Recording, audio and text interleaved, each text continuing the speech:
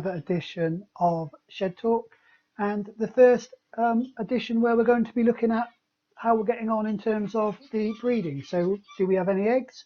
Do we have any chicks? We'll have a look in a minute and see how each of the breeding cages are going. But as always, if you enjoy the videos and you want to see more of them, don't forget to hit that like button.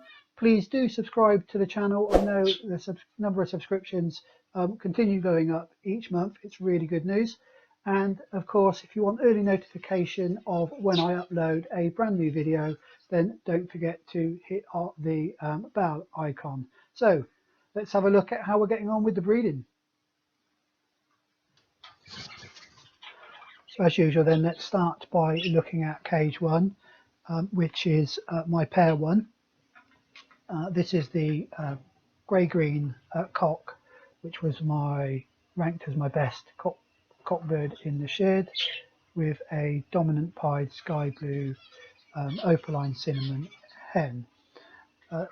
This pair has been messing around a little bit, and I think it's the hen again. So to begin with, they laid 2 eggs that appeared to be laid on the cage floor. At least I found 2 eggs broken on the cage floor, and then after that they didn't appear to be laying anything, so I assumed that one of the birds was continuing to damage the eggs. So I placed 2 marbles in, as you can see here, and in the hope that this would encourage the hen to sit. I did hear her knocking the marbles around quite a bit when they initially came in. Yesterday or a couple of days ago, I discovered that she had laid an egg and was sitting on that egg, which seemed to me like the marble trick had worked. It encourages, once they realise they can't break them, it encourages the hen to sit on them. However, on checking this morning, the egg was missing, and she's still continuing just to sit on the 2 marbles. So I think my intention is at the end of this week is to split this pair, because I've got some plans for cage 1, and then I'll try the cockbird later on with another hen. So that is pair 1. Moving on to pair 2. This is cage 2, pair 2, which is the grey cinnamon cockbird with a dark green hen. This cockbird, after putting it in the breeding cage, seemed to go a little bit out of sorts, and I wasn't sure whether he was just going through a heavy molt or whether he's just getting a bit old. He's only 2019 cockbird, so I wouldn't have thought he was going over the hill. However, he does continue to look a little bit out of sorts. The hen has so far laid 5 eggs. I've only managed to candle one of those, and that was the first one. I'm moving to candle the rest of them shortly, and the first one was clear. The others I'm not too sure about. I'm not too sure. I've not seen the hen, the cockbird paying any attention to the hen, so I'm a little bit concerned that all of these are going to be clear. If that's the case, what I might do is move the cockbird out of here and try this hen with a different cockbird. I do have another cockbird in mind actually. So that's pair 2. Let's have a look at pair 3. So pair 3 is the pair that I was really keen to see what we might get out of these. It's the cobalt cockbird with the cinnamon grey-green hen.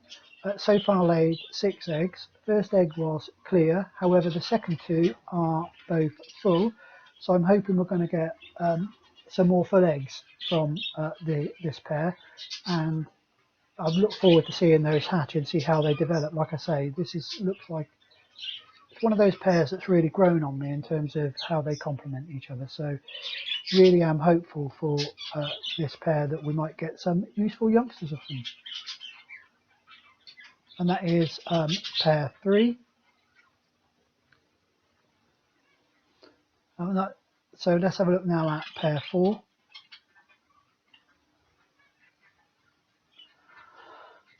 So pair 4 is this yellow face cobalt with the dominant pied cinnamon grey.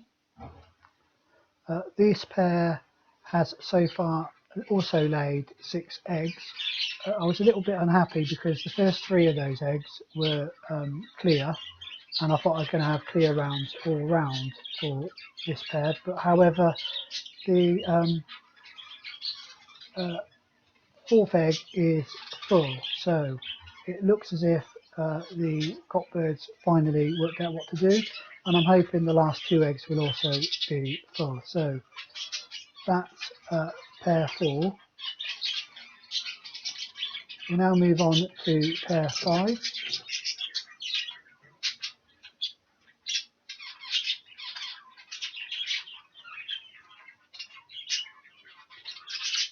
Pair 5 is this opaline or cinnamon opaline grey cockbird paired to the cinnamon grey green hen. This pair is also looks like it's going to do quite well. They've so far laid 4 eggs, and the first one that I candled today is full. So touch wood, we'll get a few more full eggs off of this particular pair. So once again, quite hopeful for this pair. So far, with all of these pairs so far, I'm reasonably pleased with how quick they've gone down, how quick the hen is laid, so it just shows they were all in condition. And I'm reasonably pleased with so far the fertility rate, which is currently running at 20%, which is reasonably high. So one in every 5 eggs is actually not too bad at the beginning of the breeding season. But let's have a look at pair 6 then.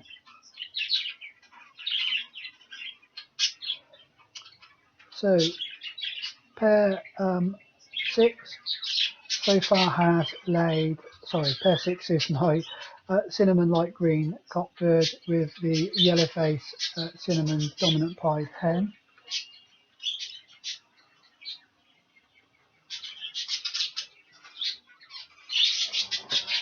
This pair has so far laid 3 eggs, of which funny enough, egg 1 is clear, egg 2 is full, and I think egg 3 looks clear. So I don't know, that maybe we'll get a few more full eggs out of this particular pair. Let's touch wood and hope so anyway. So that's my pair 6 then. And that's all of we've done a quick round of all of the breeding pairs.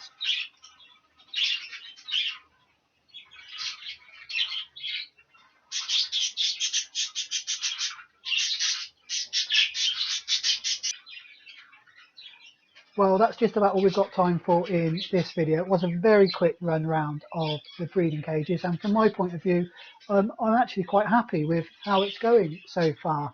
Obviously, pair 1 is the outlier here in terms of the production of eggs and so forth. The conversion rate from eggs laid into full eggs, so currently running at 20%, as I said, that is actually quite good. And don't forget, I haven't candled a lot of the later laid eggs, so I expect that to rise a fair bit. And for my shed, that feels quite good. Certainly, the start to the season is better than last year, I think. So there we go. That's the run round of the breeding cages. Coming up in the next video, I'm going to talk.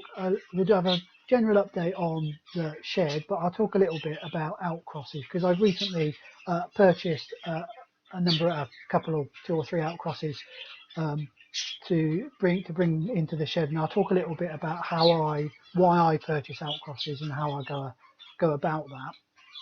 But that will be in the next video. I would also like to say it's a big thank you to all those of you who have subscribed. Don't forget to subscribe if you want to see that video. But a big thank you to all those who've subscribed.